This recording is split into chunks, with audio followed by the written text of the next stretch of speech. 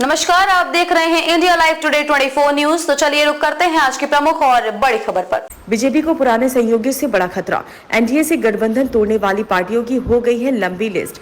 NDA से अलग होने वाले दल बीजेपी को नुकसान पहुंचा सकते हैं। ये दल बीजेपी के 400 सीट जीतने के लक्ष्य में रोड़ा बन सकते हैं। भारतीय जनता पार्टी ने पंजाब में अकेले चुनाव लड़ने का ऐलान किया है। पंजाब प्रदेश अध्यक्ष सुनील जाखड़ ने मंगलवार को कहा कि पार्टी पंजाब में अकेले लोकसभा चुनाव लड़ेगी और वह शिरोमणि अकाली दल के साथ गठबंधन नहीं करेगी। इससे पहले दोनों पार्टियों के बीच गठबंधन के कयास लगाए जा रहे थे।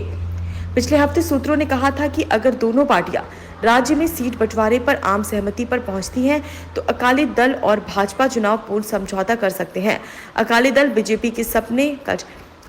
बीजेपी के सबसे पुराने सहयोगी में से एक था। हालांकि अकाली दल ने निरस्त किए गए कृषि कानूनों को लेकर सितंबर 2020 में एनडीए से नाता तोड़ लिया था। वैसे अकाली दल अकेली पार्टी नहीं है जो चुनाव से पहले एनडीए से अलग हुई है। इससे पहले हरियाणा में जननायक जनता पार्टी, उड़ीसा में बीजू जनता दल और महाराष्ट्र में शिवसेना भी एनडीए से अलग हो चुकी है।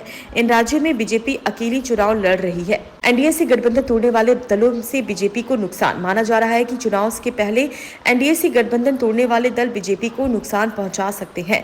ये दल बीजेपी के 400 सीट जीतने के लक्ष्य में रोड़ा बन सकते हैं। दरअसल इन सभी दलों का अपने अपने राज्य में काफी वर्चस्व है और अपना बड़ा वोट बैंक भी है। ऐसे में सवाल ये है कि क्या बीजेपी इन दलों को वोट बैंक को अपने पाले ला पाएगी। पंजाब अकाली दल पहुंचाएगी नुकसान।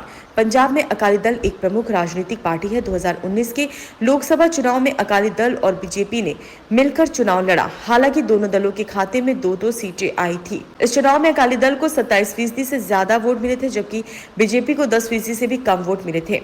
जेजेपी बनेगी खतरा। हरियाणा में जेजेपी की जाट वोटर्स पर मजबूत पकड़ है। जहां 25% जाट वोट है, यहां बीजेपी ने अकेले। खबरों में अब तक के लिए बस इतना ही। फिर होगी आपसे मुलाकात ऐसी किसी बड़ी और खास खबर के साथ। तब तक के लिए नमस्कार और देखते रहिए इंडिया लाइव टुडे 24 न्यूज।